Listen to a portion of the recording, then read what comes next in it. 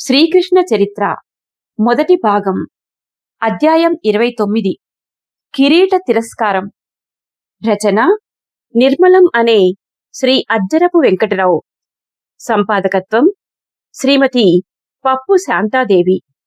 సమర్పణ సౌభాగ్య నిర్మలం ఫౌండేషన్, న్యూఢిల్లీ. స్వరం సమ్మెట ఉమాదేవి.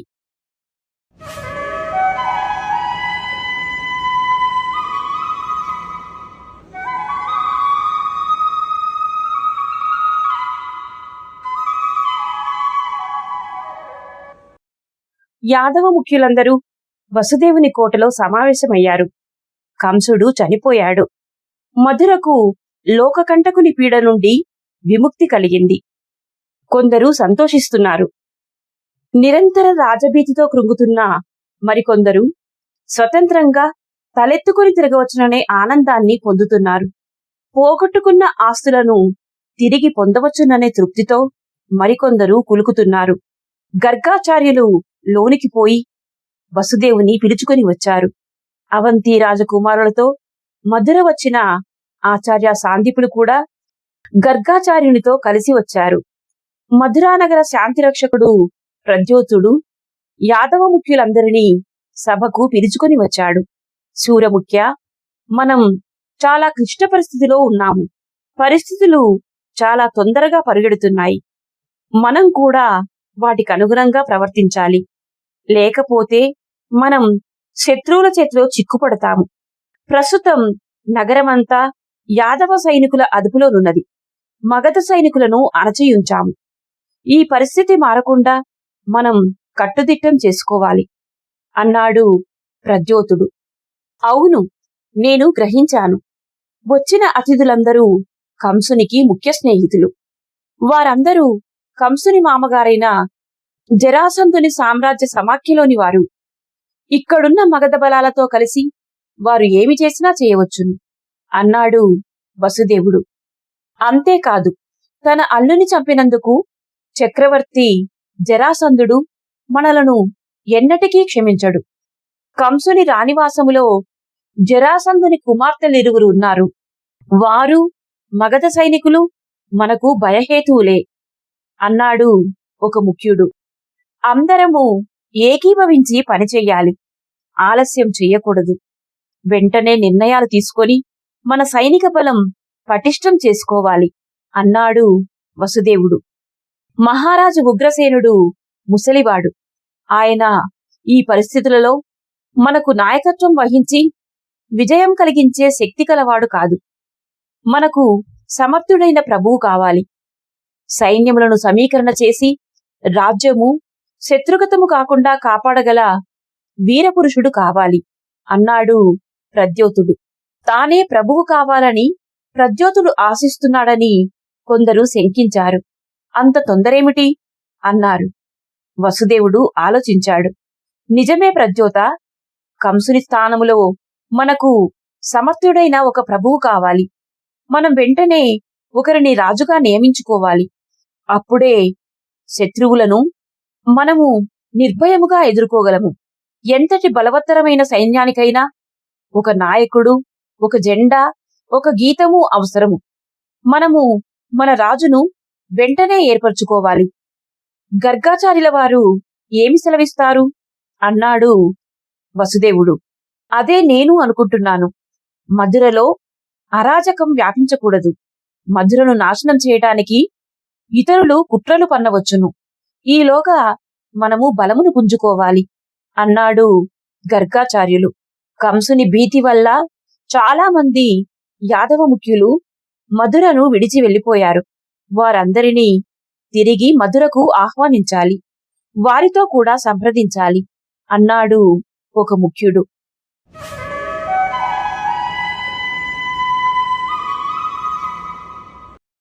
ఇంతకీ మన రాజు ఎవరు? అన్ని పక్షముల వారికి విశ్వాసపాత్రుడైన వాడు రాజుగానుండాలి అన్నాడు మరొక ముఖ్యుడు. అలాంటి అర్హత సూరముఖ్యుడు వసుదేవునికొక్కనికే ఉన్నది. ఆయన మంచి వీరుడు, ధైర్య సాహసములు కలవాడు, మంచివాడు, పాపభీతి కలవాడు, దయాంతఃకరణుడు, నిష్పాక్షపాతముగా సమబుద్ధితో వ్యవహరించగలడు. అంతేకాకుండా చనిపోయిన కంసుని వలన అసాధారణములైన కష్టములు పడినవాడు. అతని కుమారుల వలననే శత్రువుపై విజయం సాధించడం జరిగింది. అతడు మనకు ప్రభువైనచో సమస్త ప్రజానికాన్ని, ముఖ్యులలో అన్ని పక్షముల వారిని తన అడుగుజాడలలో ప్రవర్తించేలా చేయగలడు. అందుచేత ఆయన మనకు రాజు కావాలని మా అభిప్రాయం. ఆయన కిరీటాన్ని అంగీకరించాలని మా ప్రార్థన అన్నాడు ఒక ముఖ్యుడు. సోదరులారా, మీరు చేసిన సూచనకు, మీకు నా యందుగల అభిమానమునకు, మీరు ప్రదర్శించిన ప్రేమకు నేను మిక్కిలి కృతజ్ఞుడను. కాని నా జీవితమంతా దుఃఖముతో గడిచిపోయింది. ఎన్నో సంవత్సరాలు బందిఖానాలో జీవించాను. ప్రజా జీవితంలో భారము పంచుకునే ఉత్సాహము, శక్తి నాలో క్షీణించాయి. రాజ్యభారము వహించే శక్తి నాలో లేదు. నా వంటి నిరాశాజీవి ఆధిపత్యంలో రాజ్యము పురోగమించదు. అందుచేత నన్ను మన్నించి విడిచిపెట్టండి. ఎవరు రాజైనా సరే నేను హృదయపూర్వకంగా సహకరిస్తాను. నాకు మాత్రం రాజరికం వద్దు అన్నాడు వసుదేవుడు. ప్రద్యోతుడు యుద్ధవీరుడు. ప్రస్తుతము సైన్యములు అతని ఆధీనంలో ఉన్నాయి. నగరమంతా అతని రక్షణలో ఉన్నది. కంసుడు రాజుగానున్న కాలములో రాజకీయ వ్యవహారములన్నీ చూచేవాడు. కంసుడు యుద్ధములకు పోయినప్పుడు నగర రక్షణ బాధ్యత వహించాడు. ప్రలంబుడు మంచాన పడిన తర్వాత నగర రక్షణ, పాలనా బాధ్యతలను రెండింటినీ వహించి సక్రమముగా నిర్వహించిన సమర్థుడు. ఇప్పుడు అతనికి రాజ్యభారం అప్పగిస్తే చక్కగా నిర్వహించగలడు. కాని నిన్నటి వరకు అతడు కంసుని ప్రజాపీడన యంత్రాంగంలో ముఖ్య వ్యక్తి. అతనంటే అందరికీ భయమే. ఒక రాక్షసుని బారి నుండి ఎన్నేళ్ళలో తపస్సు చేసి చేసి భయపడి మరో కర్కశుణ్ణి కొని తెచ్చుకోవడానికి ఎవరు ఇష్టపడతారు? అతనిలో కలిగిన మార్పు నిజమైనదని ఎవ్వరికీ నమ్మకం లేదు. కృతజ్ఞుణ్ణి చంపి యాదవుల పక్షం బహిరంగంగా వహించినా అతనిని అందరూ ఇంకా అనుమానంగా, భయంగా చూస్తున్నారు. అందుచేత అతనిని రాజుగా ఎన్నుకునే ప్రసక్తే లేదు. కృష్ణుడు వచ్చి తండ్రి ప్రక్కన కూర్చున్నాడు. అతడు రావటంతో పిన్నలు, పెద్దలు అందరూ లేచి చేతులు జోడించి నమస్కరించారు.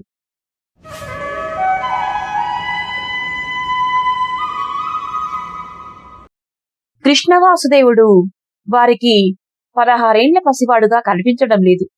అతడు గోవర్ధన గిరిధారి, చానూర సంహారుడు, కంసాంతకుడు, యాదవ జాతికి విమోచన కలిగించిన దేవదేవుడు అని అనుకుంటున్నారు. ఎక్కడకు వెళ్ళావు నాయనా? నీ కొరకే చూస్తున్నాము అన్నాడు వసుదేవుడు. అమ్మతో కలిసి కంసరాజు కోటకు వెళ్ళినాము. రాజు శరీరానికి రాజగౌరవములు యథావిధిగా జరుగుతున్నాయో లేదో చూడాలని వెళ్ళాను. అత్తలను కూడా పరామర్శించవలను కదా అన్నాడు కృష్ణుడు. ఒక మహాద్భుతమును సాధించినావోయి వాసుదేవా, నీకు మా నమస్కారములు అన్నారు యాదవ ముఖ్యులు. అతడు తల అడ్డంగా ఊపాడు. నాకేమీ సంతోషంగా లేదు. అంతఃపురంలో రాణుల దుఃఖమును చూచి నేను సహించలేకపోయాను. మామ రాజుగా ఎంత దుర్మార్గుడైనప్పటికీ భర్తగా చాలా ప్రేమపాత్రుడు. రాణులందరి హృదయములు అతని యందు గాఢముగా లగ్నమయ్యాయి. అతని మృత్యువు ఒక హఠాత్ సంఘటన. పాపం రాణులు తట్టుకోలేకపోయారు. వారి గుండెలు పగిలిపోయాయి. ఇక ముందు వారి జీవితంలో వెలుగు లేదు, సంతోషం లేదు. వారిని తలుచుకుంటే నాకు చాలా బాధగా ఉంది. అయినా నేనేమి చేయను? దుర్మార్గమనేది దుష్టఫలితములీయక మానదు. ఈనాడో రేపో మరోనాడో అంతమవ్వక తప్పదు. అది భగవన్నిర్ణయం అన్నాడు. అతని మాటలు అందరి హృదయాలలోనూ జాలిని కురిపించాయి. వాసుదేవా, నేడు కంసరాజు రాణులు అనుభవిస్తున్న దుఃఖము ఎందరు యాదవకాంతలు అనుభవించారో నీవు ఎరుగవు నాయనా. తన కండ్ల ఎదుట తన కన్నబిడ్డలను అతి క్రూరముగా నేలను వైచి కొట్టడం ఆ తల్లిలో ఎంత దుఃఖము కలిగిస్తుందో ఊహించగలమా? అలాంటి విత్తనములు చల్లిన వానికి మరో జాతి ఫలములు ఎలా లభిస్తాయి? ఆ రాజు దుండంగములను ఆపడానికి రాణులు కాని మరొకరు కాని ఏ ప్రయత్నము చేయలేదు అన్నాడు ఒక ముఖ్యుడు. ముఖ్య, ఎవరు అనుభవిస్తున్నా దుఃఖము దుఃఖమే. అది మనుష్యులను కరిగించి వేస్తుంది. అనుభవిస్తున్న వారిలో, చూస్తున్న వారిలో, అందరిలో అనూహ్యమైన పరివర్తనలను కలిగిస్తుంది అన్నాడు కృష్ణుడు. దుష్ట శిక్షణ కోసం పుట్టిన మహాపురుషుడు ఇంత దయాశీలియా అని ఆశ్చర్యపోయారు యాదవ ముఖ్యులు. ఉగ్రసేన మహారాజును వెంటబెట్టుకొని అక్రూర ముఖ్యుడు వచ్చాడు. అందరూ లేచి నిలబడి రాజును గౌరవించారు. ఆయన వసుదేవుని ప్రక్కన కూర్చున్నారు. చర్చించబడిన విషయములు సంక్షిప్తంగా మనవి చేశాడు వసుదేవుడు. రాజకీయంగా అల్లరులు లేకుండా కొన్ని నియామకములు చేయవలసిన అవసరమును విశదపరిచాడు. విషయములన్నీ మరల చర్చించారు. ఉగ్రసేనుడన్నాడు, అందరూ చెప్పిన విషయములను విన్నాను. ఇప్పుడు రాజ్యము క్లిష్ట పరిస్థితి అందున్నది అనే మాట నిజము. ఆ పరిస్థితులను ఎదుర్కొని ఈ తుఫానుల నుండి మన రాజ్యం అనే ఓడను దాటించి తీరానికి చేర్చగల సమర్థుడు ప్రభువుగా ఉండాలని ప్రద్యోతుడన్న మాటతో నేను పూర్తిగా ఏకీభవిస్తున్నాను. నేను ముసలివాడను, అన్ని విధములా చితికిపోయిన వాడను. ఎంతో కాలము కారాగారంలో గడిపి బయట ప్రపంచంతోనూ ప్రపంచ పద్ధతులతోనూ సంబంధము లేకుండా పోయాను. ఇదివరకు నాకు కొడుకులుండేవారు, ఇప్పుడిక కొడుకులు లేరు. ఆయన కంఠము రుద్ధమైంది, నేత్రములు అశ్రుపూరితములయ్యాయి. సోదరులారా, చనిపోయిన నా కొడుకులు దుర్మార్గులే. వాళ్ళు నన్నే నానాహింసలు పెట్టారు. అయినా వారి మృత్యువును తలుచుకుంటే పితృహృదయం కన్నీరు కార్చకుండా నిలద్రొక్కుకోలేకపోతుంది అన్నారు. అందరూ ఆయన వైపు ఆర్ద్ర నేత్రాలతో సానుభూతితో చూచారు. కృష్ణుని చేతిలో కంసుడు చనిపోకుండా మిగిలియుండినచో అతడి పాటికి తన తండ్రిని చంపియుండేవాడు. అయినా ఆ కుమారుని కొరకు ఈ పితృహృదయం దుఃఖిస్తోంది అని జాలిపడ్డారు. ఉగ్రసేనుడు ఉత్తరీయంతో కండ్లు తుడుచుకున్నాడు, ధైర్యం పుంజుకున్నాడు. సోదరులారా, మనము మన కర్తవ్యమును నిర్ణయించుకుంటున్న సమయంలో నా వ్యక్తిగతమైన దుఃఖం అంతరాయంగా వచ్చినందుకు మన్నించండి. ఇప్పుడు నాకు కొడుకులు లేరు. అందువలన కృష్ణవాసుదేవుడు నా కుమారుడై నా అనంతరము రాజుగా మధురను ఏలవలనని నా కోరిక. అతనిని వెంటనే యువరాజుగా అభిషిక్తుని చేద్దాము. అతడు ఈనాటి నుండి రాజ్యభారమును బాధ్యతతో వహించి మనలనందరను దరిచేర్చవచ్చును. అతడొక్కడే మనలనుద్ధరించగల వీరుడని నా విశ్వాసము. ప్రజల జయజయధ్వానములు నా విశ్వాసను మరింత బలపరుస్తున్నాయి అన్నాడు ఉగ్రసేనుడు.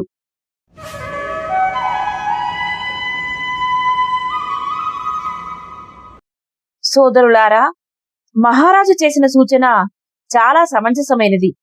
కృష్ణవాసుదేవునితో మనకు గల అనుభవము చాలా స్వల్పము. మీ అందరికంటే నాకు మరో రోజు ఎక్కువ పరిచయం ఉన్నది. ఆ చిరంజీవిని నేను చాలా జాగ్రత్తగా పరిశీలించాను. అతడు అనుక్షణం ధర్మాధర్మ విచక్షణ చేసుకుని ఆలోచనలలో, మాటలలో, కార్యాచరణలో ధర్మమునకు బద్ధుడయ్యే విశేష గుణ సంపన్నుడు. తన ధర్మమేదో తాను ఎరిగినవాడు. ఆ ధర్మ నిర్వహణంలో ఎవరు అడ్డు వచ్చినా ధిక్కరించడానికి వెనుదీయడు. తన మందహాసముతో, మంచి మాటలతో మనుష్యులను మైమరపించి మానవోచిత విధానములో మనునట్లు చేయగల మహాద్భుత మహాన్వితుడు. ధర్మరక్షణ ధ్యేయంగా గల దిట్ట. అతడు మనకు యువరాజైనచో యాదవ రాజ్యమును ధర్మపదములో పురోగమింపచేసి ఆర్యావర్తమునకు తలమానికముగా చేయగలడని నా విశ్వాసము. రాజేంద్రుని సూచనను నేను బలపరుస్తున్నాను. మీరందరూ తప్పక అంగీకరిస్తారనుకుంటున్నాను అన్నాడు అక్రూరుడు. యాదవ ముఖ్యులంతా బాగు బాగు అన్నారు. హర్షధ్వానములు చేశారు. తమ ఏకీభావమును వ్యక్తపరిచారు. కృష్ణుడు లేచి చేతులు జోడించి అందరకు నమస్కరించాడు.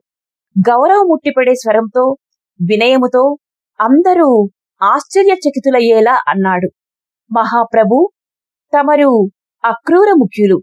నాకు అఖండమైన గౌరవాన్ని ఇచ్చారు. ఇంతకన్నా అధిక గౌరవము ప్రపంచంలో మరొకటి లేదు.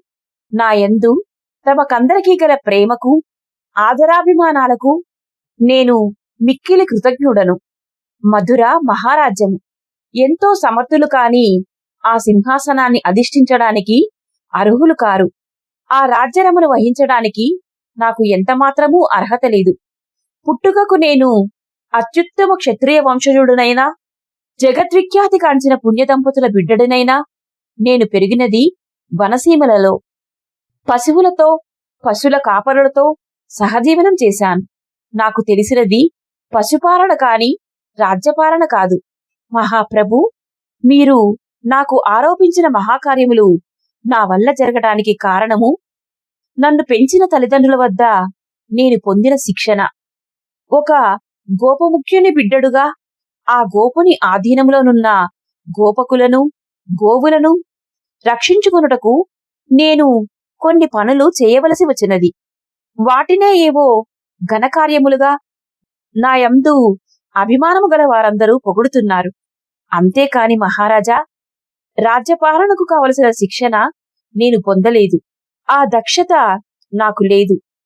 నా దృష్టి ధర్మ నిర్వహణ కార్యక్రమముల వైపే పోతున్నది. యాదవ రాజ్యము ధర్మము తప్పకుండా చరించినంత కాలము నా సేవలను పొందగలదు. నాకు రాజరిక బాధ్యత అక్కరలేదు.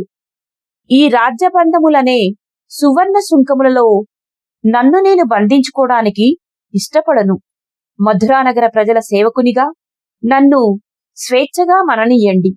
మిమ్ములనందరినీ ప్రార్థిస్తున్నాను అన్నాడు కృష్ణవాసుదేవుడు.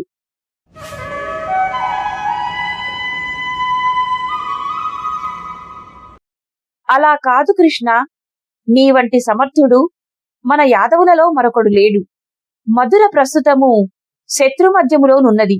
దానిని మరలా స్వేచ్ఛా వాతావరణంలో నెలకొల్పగల ధీరుడవు నీ ఒక్కడవే అని మా అంతరంగములు చెప్పుచున్నాయి.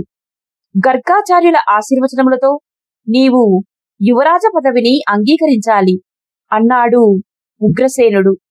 యాదవరాజేంద్ర, నన్ను కరుణించండి. మధుర వంటి మహారాజ్యాధినేతకుండవలసిన లక్షణములు నాకు తెలుసును. అటువంటి లక్షణములు నాలో లేవు. ఈ యాదవ ప్రముఖులను, ఈ ప్రజానికాన్ని సమదృష్టితో చూచి ముందుకు నడపగల శక్తి సామర్థ్యాలు మీలోనే ఉన్నాయి. మీరు రాజుగానున్న కాలములో మన వారందరూ సుఖ సంతోషములతో జీవించారు. రాజ్యములో ధర్మగ్లాని లేదు. ప్రభువులు, ప్రజలు ఏక కుటుంబముగా జీవించారు. రామరాజ్యంలా వెలిగిపోయాయి ఆ రోజులు. మహారాజా, రాజరికమును మరల తమ హస్తములోనికి తీసుకోండి. ఇదివరకు వలె మీరిప్పుడు కూడా వ్యవహరించండి. అందుకు తగిన శక్తి సామర్థ్యాలు భగవంతుడు మీకు అనుగ్రహించాడు. ప్రజలందరికీ ప్రేమపాత్రులు. అందుచేత ఈ రాజ్యపాలన మీరే చెయ్యాలి. వృద్ధాప్యము వలన వెనుకటంతటి మెచ్చదగిన జవసత్వములు మీలో లేకపోయి ఉండవచ్చును. అంత మాత్రాన అధైర్యపడనక్కరలేదు. రాజ్యంలో శాంతి భద్రతలను కాపాడటానికి, పరరాజుల నుండి మధురను రక్షించడానికి ప్రద్యోత ముఖ్యుని సలహాలను పొందండి. వారిని ఆ శాఖాధ్యక్షులుగా చెయ్యండి. ఎప్పటికప్పుడు తమ ఆజ్ఞలను, ఆమోదములను పొందుచు ఆయన మన దేశాన్ని అంతఃశత్రువుల నుండి, బహిశత్రువుల నుండి కాపాడుతారు. వారి సమర్థతను గురించి నేనిదివరలో ఎంతో విన్నాను. నిన్న, ఈనాడు వారి రాజకీయ చతురత, యాదవాభిమానమును, స్వయం నిర్ణయ శక్తులను స్వయంగా చూచాను. ఆ శక్తులకు వారిని అభిమానించక తప్పదు. నా వల్ల జరిగిన మహాద్భుత ఘనకార్యమని మీరు అనుకుంటున్న దానిలో ప్రద్యోత ముఖ్యుల పాత్ర కూడా ప్రముఖంగా ఉంది. న్యాయాన్యాయములు చక్కగా విమర్శించి, ధర్మ పరిశీలన చేసి, ధర్మ నిర్వహణ చేయగల కార్యదక్షుడు అక్రూర ముఖ్యుడు. దయ, జాలి ముఖ్య లక్షణములుగా గల కరుణాంతరంగుడు మా తండ్రి వసుదేవ ముఖ్యుడు. వీరిద్దరూ ఏకమై వ్యవహరిస్తే కరుణయుక్తమగు ధర్మము ప్రజలకు లభిస్తుంది. అక్రూర, వసుదేవ, ప్రద్యోత ముఖ్యులను ప్రధాన సలహాదారులుగా కైకొని మీరు నెలకొల్పిన ముఖ్యుల సభతో సంప్రదింపులు చేస్తూ తమరి రాజ్యపాలన చెయ్యండి. ధర్మము 4 పాదముల మీద నడుస్తుంది.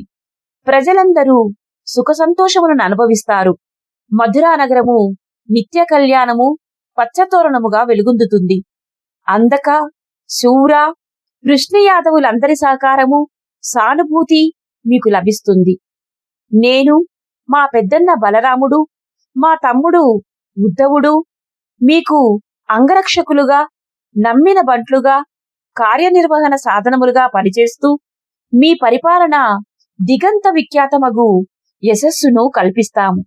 మా యందు పరిపూర్ణ విశ్వాసము మీరుంచవచ్చు అన్నాడు కృష్ణుడు. అందరూ ఆ మాటలను హర్షించి సాధు సాధు అన్నారు. మధురానగర సింహాసనమునే తిరస్కరించిన అతని ఘనతను వేనోళ్ల పొగిడారు.